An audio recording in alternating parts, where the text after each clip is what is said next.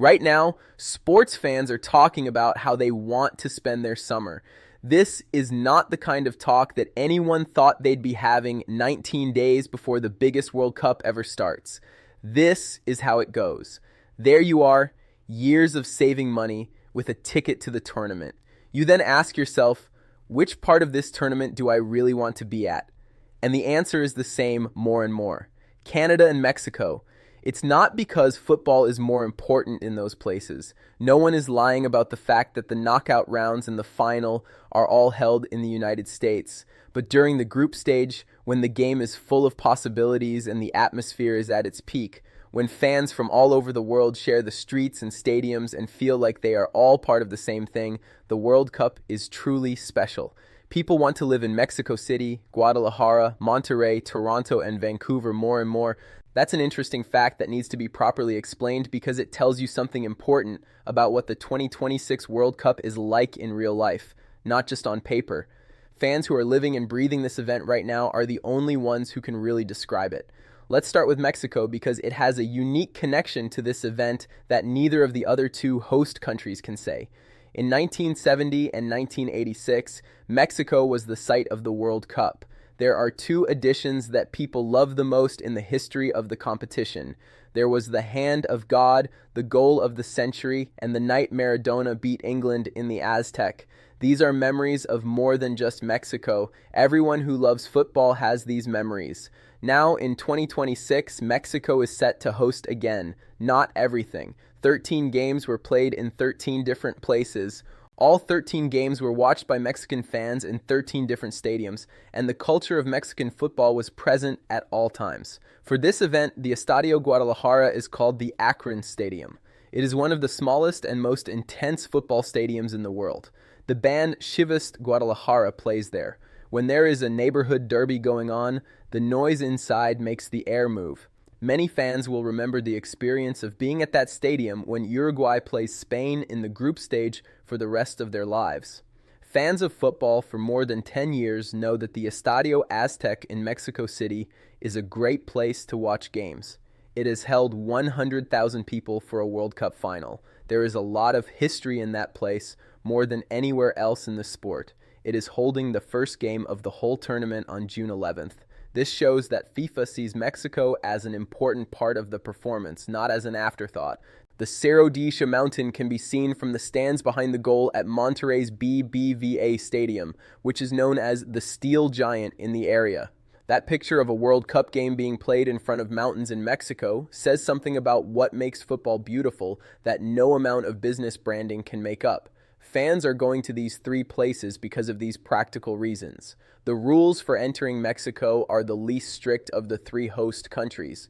A lot of countries can come in without a visa. Fans with a valid Scanon visa, US visa, UK visa, Canadian visa, or Japanese visa can enter Mexico without needing a separate Mexican visa. Supporters from countries that have trouble getting to the US shouldn't turn to Mexico as a backup plan. The door is open. Fans from Iran who aren't allowed in the US can go to games in Mexico. Fans from Haiti who are in the same boat can do the same thing. Supporters from all over Africa and the Middle East who have different levels of trouble getting US visas can get to Mexico with a lot less trouble. And the football in those three Mexican towns isn't just any football. Monterrey will see South Africa play South Korea. It was Japan versus Tunisia in the same city, along with Colombia, Tunisia, and Morocco. Genuinely exciting group stage games in places where football has been loved for decades. From the other side of the three-country agreement, across the border, Canada is offering something totally different, which could be the most unique thing about the whole tournament. Toronto has been called the world's most varied sports city, which is a fair description. There are a lot of people from almost every country that is playing in the World Cup living close to the stadium where the tournament will be held. There will be Italian and Portuguese Canadians who have been waiting their whole lives for this to happen when the two teams play at field. People who care about this game in a way that goes beyond sports, not just as football fans. The first men's World Cup match ever played in Canada will be between Bosnia and Herzegovina and Canada on June 12th. The Bosnian diaspora in Toronto, which is one of the biggest outside of the Balkans, will be in the stands for that game. That's not mood in the way that it's made. That is the real deal. Sharp Magazine said it so well earlier this year. The world is already living in Canada, and it will be celebrating its roots, they said. Every team that comes to town will find fans wearing the same jerseys ready for them. Because of who Canada is, its stadiums are becoming the most diverse and important places for the game ever. This isn't because of any planning or design. Vancouver completely changes things. BC Place is in the middle of downtown Vancouver and has a movable roof. It is one of only a few enclosed World Cup venues this year, which is important this summer when scientists have been warning about dangerously high temperatures in open stadiums across the U.S. The stadium has a view of mountains that is truly unlike any other view on the 16 site list. Because there are a lot of people from Latin America, Asia, and Europe living in Vancouver, a group stage match there will have a lot of multilingual global fans, which is something that doesn't happen very often in the same stadium at the same time. There will be 7 games for BC Place. Vancouver will host the World Cup football event until the last 16 teams are left in the tournament. This is because there will be 5 games in the group stage, followed by a round of 32 and a round of 16 knockout game. One of Canada's 6 games in Toronto is their first game, which is against Bosnia. This is already one of the most expected games in the group stage. It's a country hosting its first World Cup match for men. As the Canadian national anthem played, the Bosnians who had moved to Canada stood in the seats and looked at their fellow countrymen. That's the kind of football story that doesn't need any extras. In 1986, Canada automatically qualified for its only World Cup, but lost all 3 of its group stage games without scoring a goal. This is not the Canada of 2026. The left back for Bayern Munich, Alphonso Davies, is one of the fastest football players in the world. So far this season, Jonathan David has been one of the best shooters in Europe. Liam Miller, Slee Larin, and Tom Buchanan. They are a real team with real talent and real belief. Their sport has reached a level that no one in the country has ever seen before.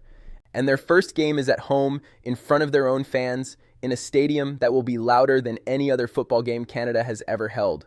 All of this adds up to something that FIFA didn't fully plan for, but the way this event is set up has made it possible. The 3-country model, which was mainly sold as a business and logistics choice when the bid was accepted, has made things more interesting.